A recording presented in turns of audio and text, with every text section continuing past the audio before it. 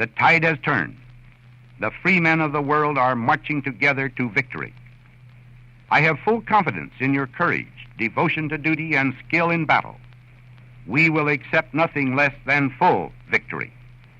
Good luck, and let us all beseech the blessing of Almighty God upon this great and noble undertaking.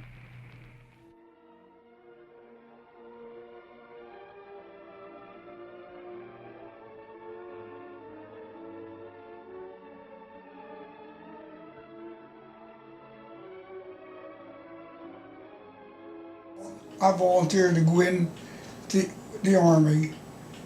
I was only 18, and I didn't want to go in the Navy because I was scared they were going to put me in a submarine crew. So went up to Uniontown and volunteered.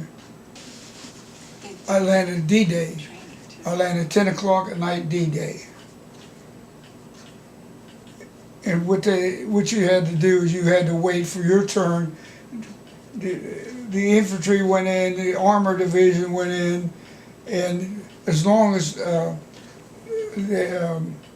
battleships could fire onto the shores, they didn't need anybody. The troops advanced. The battleship would give them artillery support, we called it. And once they got out of the range of the battleships, that's when the artillery went in.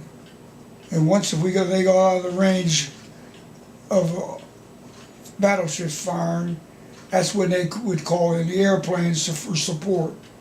They call in fighter, and the fighters would strafe to give more room for the troops to advance.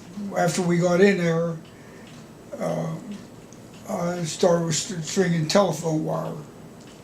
You had to use telephones because the Germans would intercept the radio, and they would use that for their artillery to know where your location was.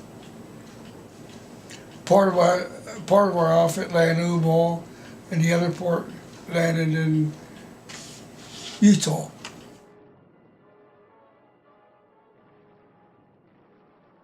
Some of us kept saying, "You can go ahead of us." Big joke. No, with all that firing out overhead and everything, all the artillery fire, you're not anxious to get into it.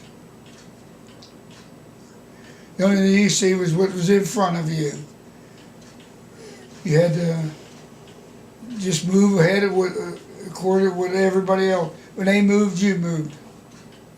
Bodies and ships and everything else floating around. Men floating around. You had pieces of everything laying around. Whatever ships, landing crafts was hit, we couldn't see anything. We were down a landing craft. He was down on the bottom, and you couldn't see anything because the doors were closed. We had no idea what was going on, what we was going to run into.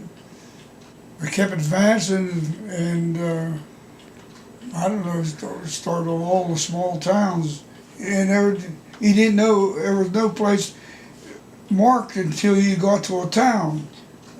And then when you saw the town's name, that's where you knew where you was at. That's something we had to do, and you had to do it, and everybody else did, and that was the orders, and you followed orders, and that was it. You had no choice. I felt different about a lot of things, but I had a life to live, and I had to go forward. That was and get a job, and proud to be part of it. It was the honor at the time.